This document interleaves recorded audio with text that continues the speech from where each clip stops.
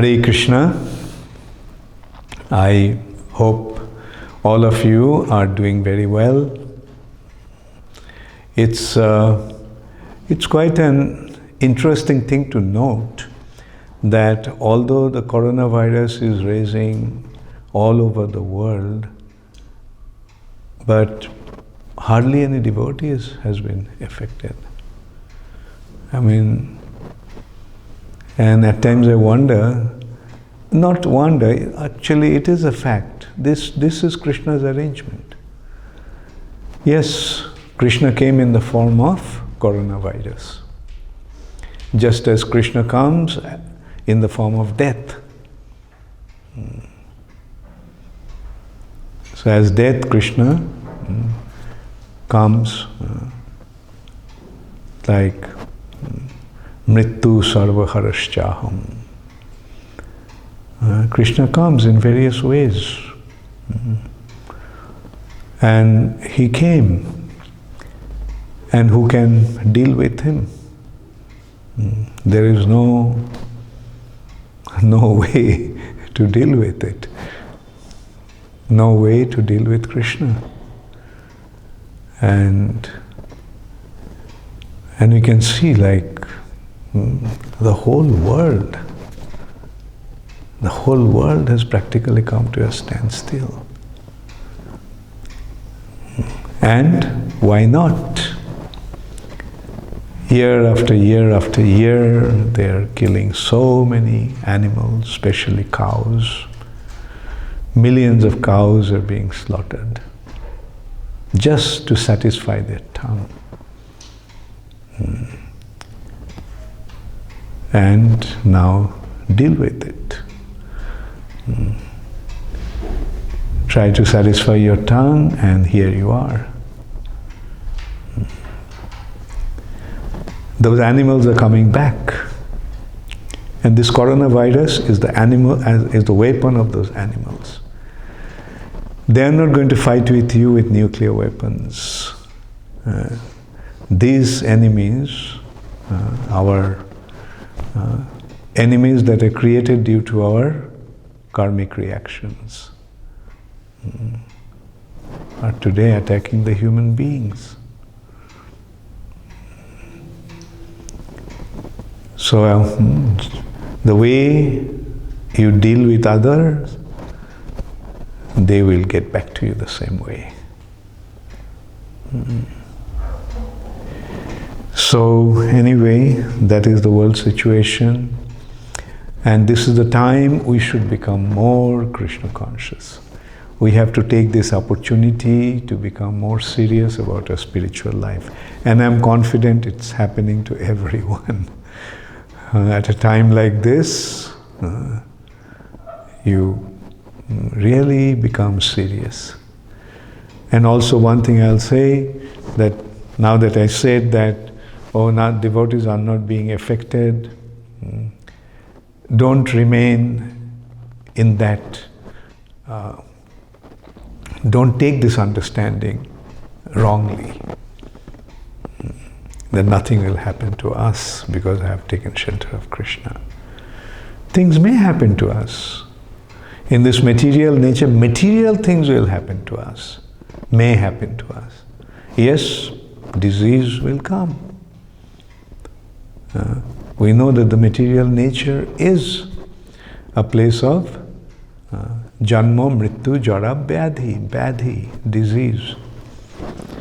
Disease will be there for all of us. We will be attacked with various diseases. And so eventually we all have to die. So that will happen. Let's not try to avoid that forever.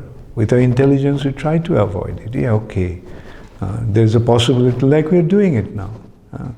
We are not acting in an irrational or impractical or in an unintelligent way. We are using our intelligence. Yes, this virus is contagious, so don't go out to catch the virus or bring the virus into your home. So stay at home. Social distance. And it's everything is becoming, after all, this is forcing us to go to nature again. Roads don't have cars. The sky has become blue. No pollution in the atmosphere. Jamuna that was polluted is flowing like before. Just a few weeks, in just few weeks, the world situation has changed so much. So just accept this as Krishna's arrangement. And what is happening is, nobody could ever imagine. Like for ourselves, we could never imagine that temple will become closed. It never happened before. There has been crisis, there has been calamities, but temples were never closed. Rather, people came to the temple to take shelter of the Lord. But now the temples are closed. Not only temples, all the places of worship are closed. Mosques are closed, churches are closed, synagogues are closed. And which is unthinkable. Who could ever think that Jagannath Puri temple will be closed? Where every day hundreds of thousands of people used to go. They used to come from all over India. And now that temple is closed. Vatican, the seat of the Catholics, Christians. Vatican is empty, closed. Because this is what Krishna is. This is how Krishna is making the arrangements to take shelter of the holy name. Yes, we can't go to the temple, so what? In this age, the process for spiritual advancement is not worshipping the Lord in the temple. See the foresight of Sri Chaitanya Mahaprabhu. He's the Supreme Personality of Godhead, so he knows. And the arrangements that he makes is perfect. So he could foresee that a situation will come like this. But his devotees are well prepared for that. Jaggai Sankirtana Prayir, Kalir Doshi Nidhe Rajan, Asti Hi Eko Mahan Guna. Chant the holy name. Okay, doesn't matter. There is pandemic, there is lockdown, there is curfew, we can't leave our home, and one can say one cannot go to the temple. Doesn't matter. Wherever you are, chant the holy name. Sthane sthitva shruti gatam. So sthane sthitva, wherever you are, just stay there and chant the holy name of the Lord. Krishna has prepared us for that already. So this is what we have to understand. Yes, depend upon the holy name. Depend upon the holy name. And we are, for a change, I think, everyone is getting to realize, at least the intelligent class of people are realizing, that the artificial life that they were living, was really miserable. They couldn't communicate with anybody. There was no family life. Husband is working, wife is working. Children are on their own.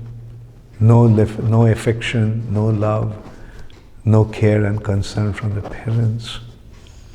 Parents, after hard day's work, come home and so tired. Somehow they just put something in their mouth and go to sleep. Often children don't even get to see the parents because the parents come home so late. They're already in bed. Is this human life? Even the animals don't live like that. Animals have their affection for their babies, for their children. Even the lion, the way the lioness takes care of her babies, the way the lion protects his family.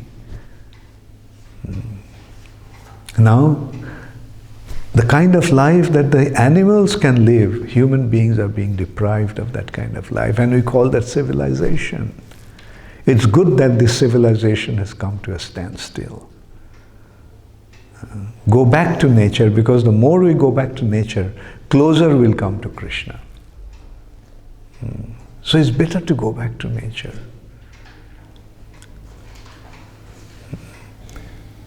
The cities, just based on technological development, so-called advancement, and they're just depriving the human beings of their basic human rights.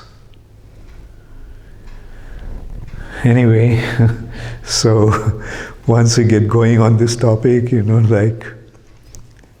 but I think, we need to discuss all this. We need to become aware of this. If you're not aware of it, then you need to become aware of it. And if you're aware of it, then think about it, probe into it, and see what is happening is good for you or not. And you will see that whatever is happening is good for us individually and good for everyone collectively. Like human beings have been turned into a bunch of machines, robots. They're just working from morning till night just to maintain themselves. They're earning the money. Most of the people, what they earn, they spend through the month. To pay for their bills, all the money goes. So why live like that? If you're from the villages, go back to the villages. Sometimes devotees ask, we don't have enough time to chant my rounds. Why don't you have the time? Oh, I have to work from morning till night. How much do you earn? And how much do you spend? Is it you're saving something or you're having something extra? No, whatever I earn just goes to maintain myself and my family. How much you're paying when you are in the village for your rent? Nothing. How much you had to spend for your transport? Nothing, practically nothing. How much you are spending for your food and other provisions? Very little. So here also, you're working from morning till night to earn the money to live, and there also you'll be staying there practically without working, but you have place to stay, you have food to eat, and you have everything that you need. So then, yes, you'll have at least 18 hours a day to chant your holy name, chant the holy name. And we are seeing now, of course the crisis will be there because the system they have created is so based on money. That's the system they created, so-called modern civilization. Everything has become so expensive. Rent is so expensive. Food is so expensive. Everything is so expensive. Like I remember when I was young, what was the price of milk? 25 paisa a liter. 25 paisa a liter. And can you imagine what's the price of milk now? At least 50 rupees a liter. See what has happened. It happened in my lifetime, I have seen. Like I used to hear once the price of rice became 1 rupee a kilo. And everyone was talking, oh, rice has become so expensive, 1 rupee a kilo. And now,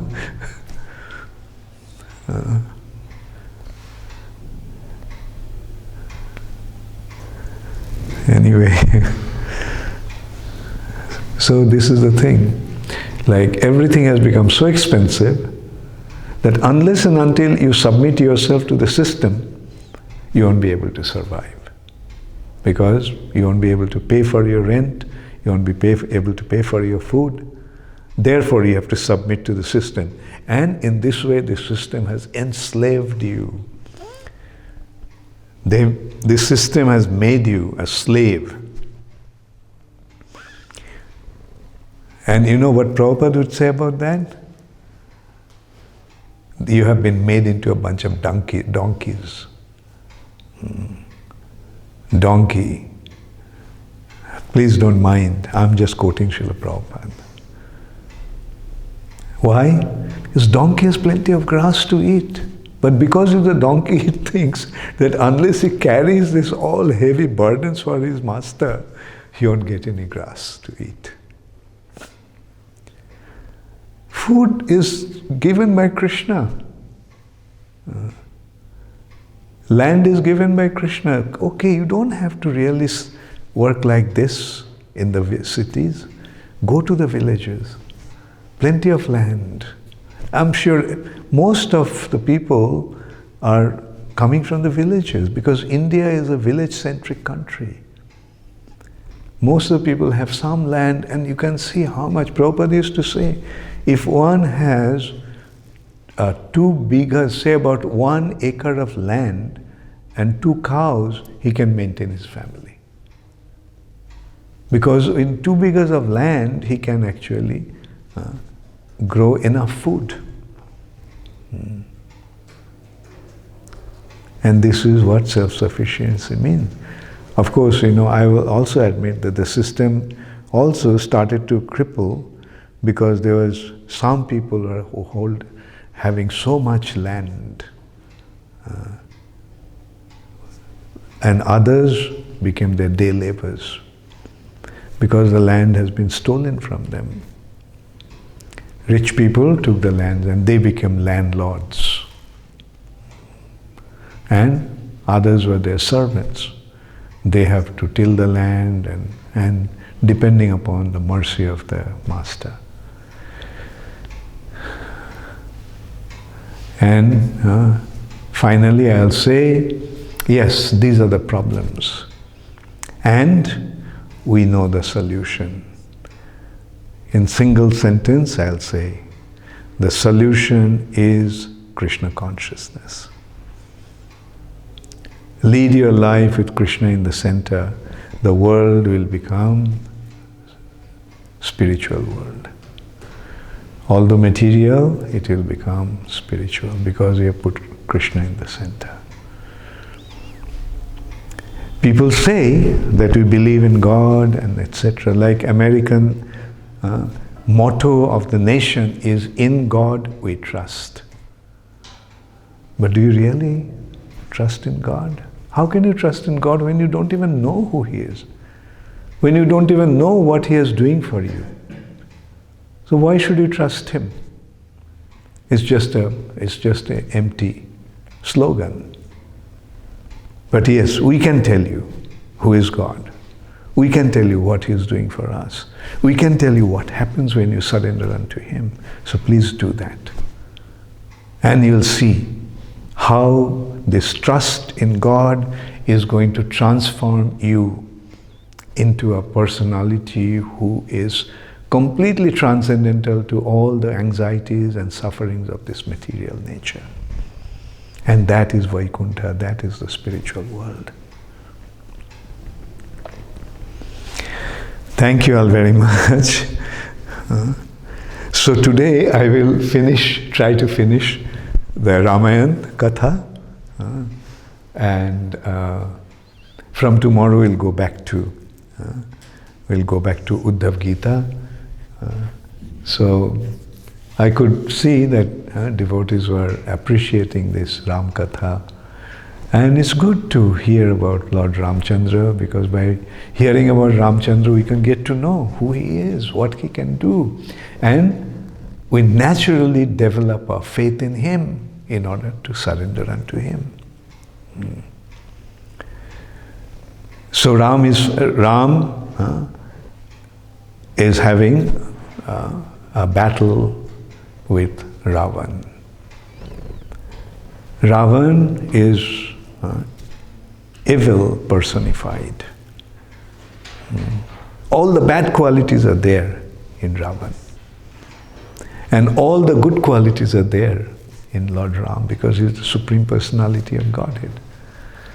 He is the source of all goodness. He is situated in transcendental goodness, Vishuddha Sattva. So there is a conflict between good and evil. And Ravan, and we are seeing how Ravan is losing. Although apparently from the material perspective he seems to be so powerful, so opulent. And Ramchandra, although a prince, but wandering in the forest, lost his right to be the ruler of the kingdom. And he has nothing, eating the fruits, wearing the tree bark, no dress to even wear. Along with his wife, going through so much hardship. And who is his ally, who is his support? The monkeys. Monkeys. Those who do not even know how to even hold a weapon, what to speak of fight with a weapon. Whereas Ravan's army is so powerful. And not only that, not only they are endowed with most very, very powerful Rakshasas, but they have acquired a lot of mystic power, supernatural power, being blessed by Brahma and other demigods. And so powerful. And here are the monkeys, they're fighting. Can you imagine, these people today, there's a war between human beings headed by someone like Ravan, and on the other hand, they're fighting with the monkeys. The monkeys are going to fight with them. These people, they have nuclear weapons, they have aeroplanes, jet fighters, missiles, and submarines, and ships, and tanks, and all kinds of things. And fighting with the monkeys. What would appear like? But the thing is, by the mercy of the Lord, what will happen? All their missiles, their aeroplanes, their everything will become totally ineffective.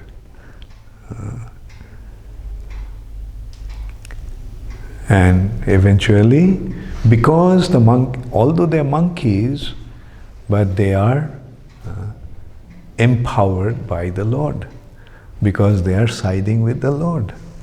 Jatra Yogeshwara Krishna, Jatra Partha Dhanurdhara. So that is the real secret. Wherever the Supreme Personality of Godhead and his devotees are together, victory is guaranteed. Opulence and wealth will be in abundance there. Shri, Vijaya, Dhriti, and Mati. So these are the advantage of siding with the Lord. Doesn't matter whatever our situation is. Like we are seeing, what to speak of monkeys?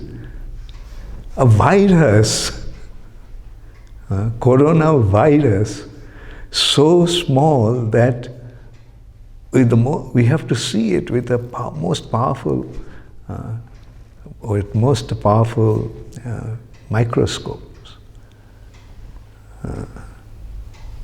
But see what it has done. Where is your nuclear weapons? Come. What will your nuclear weapons do now? Yes, nuclear weapons will fall on your own head and kill you. All these weapons that you have created, that will become the cause of your own destruction. But anyway, Krishna has some other plan. So Krishna, Ramchandra used monkeys. Now Krishna is using coronavirus. And yes, a battle against human race. So advanced, but can't even deal with the virus. Anyway, so Kumbhakarna is dead. Such a powerful person. Brahma actually did not allow him to be awake. Brahma wanted to fall asleep, saying that your business is not now. Your business is to come at the time of annihilation, because you are meant for destruction. So the earth is not to be destroyed now. So you fall asleep. So Ravan begged to Brahma, please don't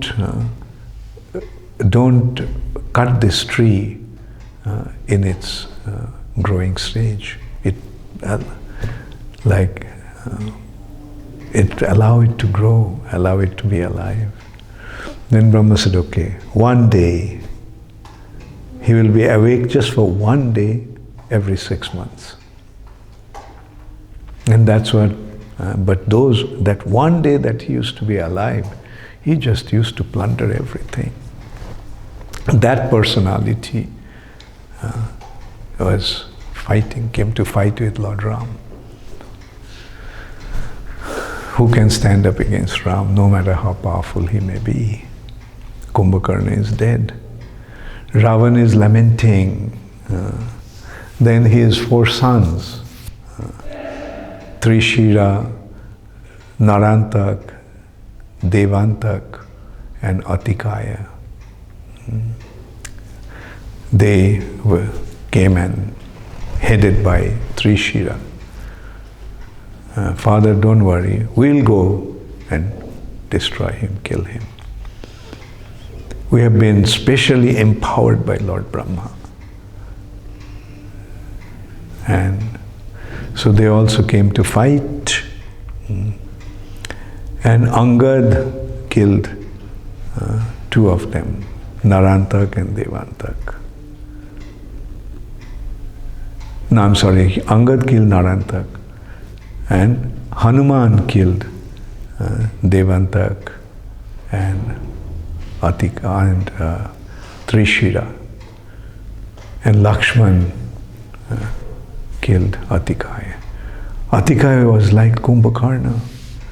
When Atikaya came to the battlefield, all the monkeys started to run out of fear, thinking that, oh, Kumbhakarna became alive again, and he came to fight because it looked as big as Kumbhakarna. But Lakshman killed him. Then again Ravan started to lament because of his loss. See, one after another he is losing everything. His generals, his sons, and everyone. Then now who is left? Indrajit, his dearest son, his eldest son, and so powerful. He already defeated Ram and Lakshman, fighting, becoming invisible. And so Indrajit came to a battle.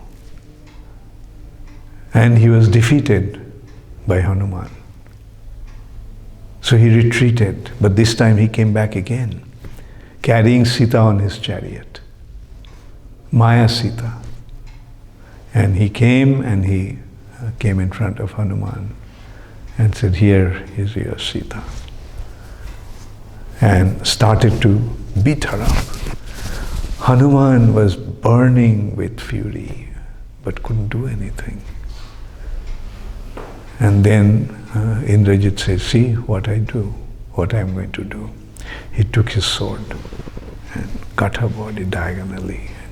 She fell bleeding all over. Hanuman just went and reported to Ram. So then Ram started to lament, oh, Sita has been killed, so what's the use of fighting anymore? The purpose of our fight was to rescue her, now that she is dead. And when he was lamenting in this way, Bibhishan came and told him, Ram, there is no way Ravan would allow Sita to be slaughtered like that.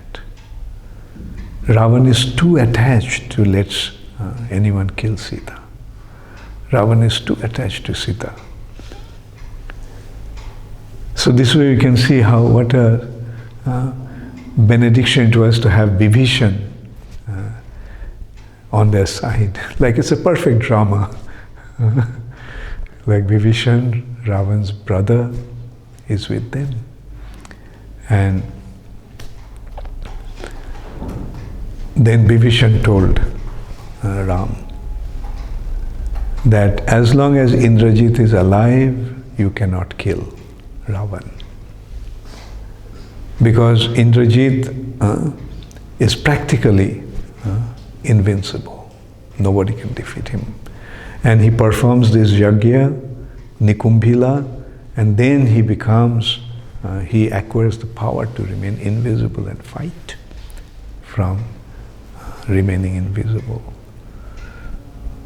So the only way he can be killed is before he completes the yajna, Nikumbhila yajna. So Ram then said, okay, Lakshman, you go with Bibhishan and Hanuman and with the other monkeys and take care of him.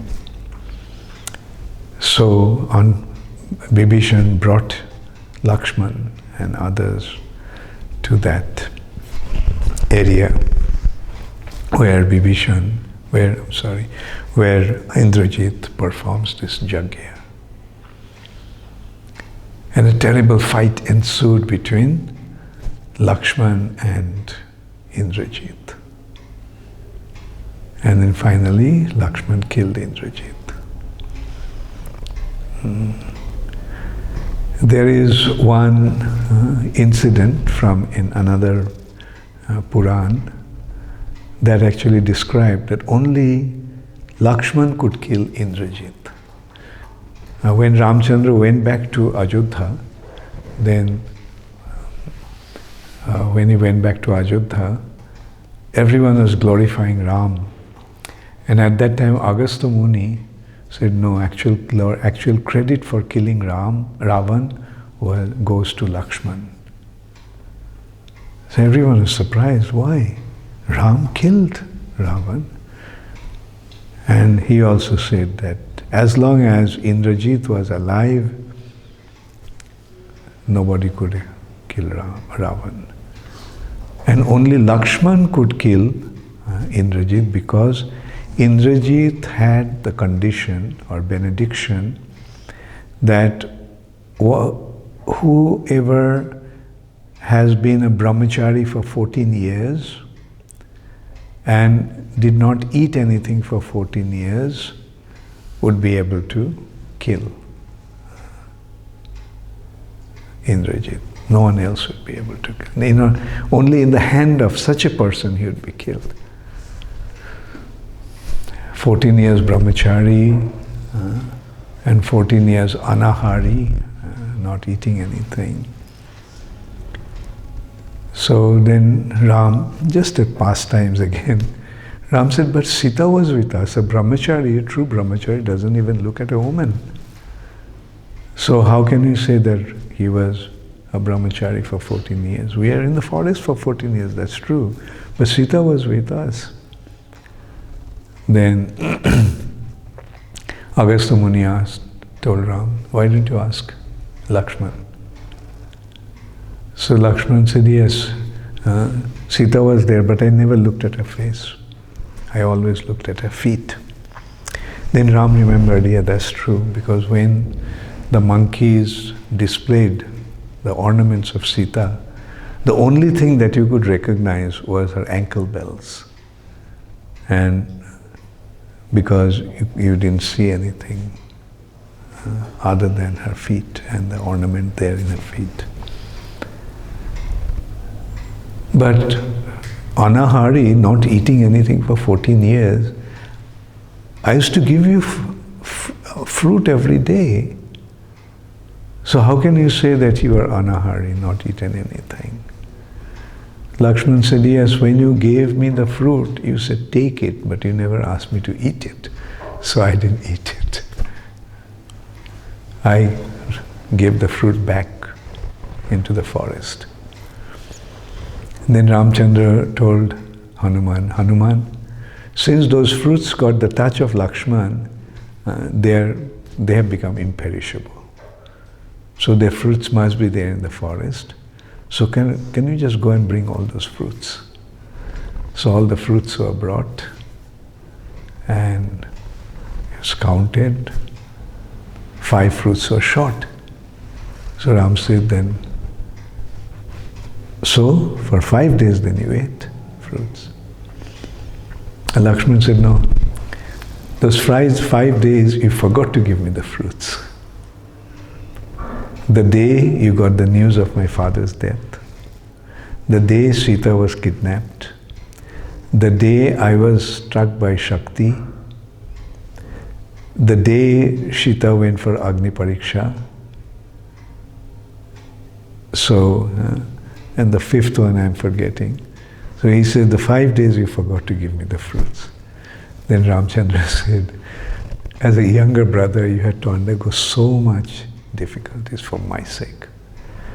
In my next pastimes, you will become my elder brother, not a younger brother. And that's why in the next pastimes, in Krishna's pastimes, Lakshman came as Balaram. So this is how Lakshman only could kill Indrajit. And when Ravan got the news that Indrajit is dead, he became so angry. First he became so distressed, he practically fainted. He did faint actually, upon getting the news. But when he got back his senses, in anger he said, what Indrajit didn't do, that Maya Sita, didn't cut the real Sita, he cut the Maya Sita. That's what I'm going to do in reality. So he just ran towards Ashoka forest. And seeing him coming, Sita became worried. She realized that he is coming to kill her. Mandadari tried to stop Ravan. Ravan didn't listen. But Ravan had a minister, Suparsha, who was very noble and honest. So Suparsha actually prevented Ravan. He said that, look, all these years, all these days, you are simply trying to enjoy this woman. And you have gone through so much. So why give up this possibility of enjoying her? Tomorrow is the new moon, Amavasya. And that time will be very favorable for you to win the battle. Taking advantage of that good time, auspicious time for you, you defeat Ram and then you enjoy this woman to your heart's content. So Ravan liked the proposal, so he came to fight the next day. He came on a chariot fighting, and when at that time when Indra saw that Ravan is fighting from a chariot and Ram doesn't have a chariot, so he sent his chariot.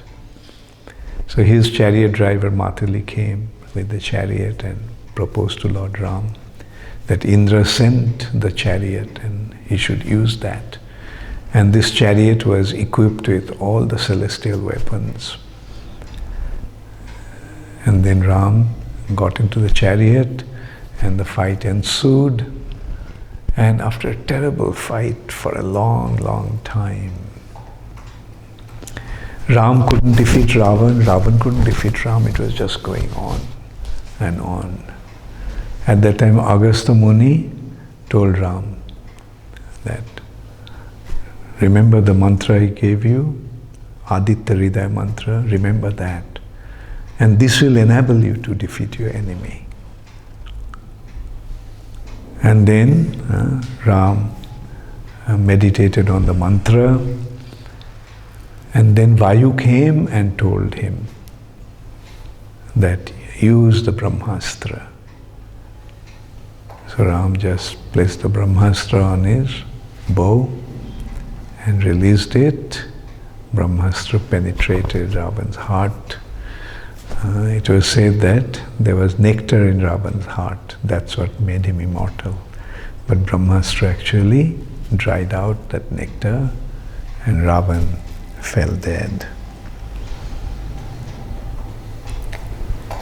Vibhishan was so heartbroken at the death, and he was crying and repenting.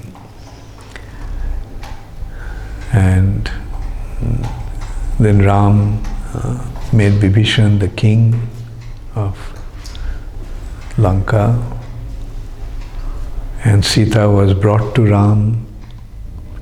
And when Sita came, Ram considered that people will have concern that Sita had been in Ravan's custody for so long. So they will have doubts about Sita's purity. So Ram decided to prove Sita's purity. He didn't say anything directly. When Sita was brought, Ram started to say that, I can't accept you. You have been in the custody of this Rakshasa, and I do not know what has happened to you, so I can't accept you. Then Sita started to cry. He said, then why did you undergo so much trouble to rescue me? See, because you could have rejected me at that time. You could have told that because Ravan has stolen me, you are not going to accept me. Why didn't you tell? Even when you sent Hanuman, at that time you could have told him. He could have brought this message to me, that you are not going to accept me. Then all this trouble could have been avoided. And Sita said, now, since you rejected me, what's the use of my being alive? So she asked Lakshman to create a fire out of wood. Lakshman looked at Ram, and Ram told him, yes, go ahead. So a huge fire was lit, and Sita gracefully entered into the fire. Then Agni Dev, the fire god, came out and told Ram about not a streak of impurity could ever touch Sita. Sita is absolutely pure. Now this actually takes us to another anecdote. Chaitanya Mahaprabhu, when he was traveling in South India, he actually rescued Kurma Puran. And in Kurma Puran there was a description that actually when Ravan came to steal Sita, Sita took shelter of Agni. And Agni Dev took Sita, and in her place he kept a Maya Sita. So it's the Maya Sita that Ravan actually took. And now Maya Sita is disappearing and the real Sita is brought back to Ram. Shri Ram Chandra ki jai, Shri Hanuman ki jai, Pavan Putra Hanuman ki jai, Gaur Premanande Hari Hari Bol, Srila Prabhupada ki jai, समवेत भक्त वृंद की जाए। नमो विष्णुपदाय कृष्ण पृष्ठाय भूतले श्रीमते भक्ति वेदांत स्वामी निति नामिने। नमस्ते सरस्वती देवे गौरवाणी प्रचारिणे निर्विशेष शून्यवादी पाश्चात्य देशतारिणे। श्रील प्रभुपाद की जय।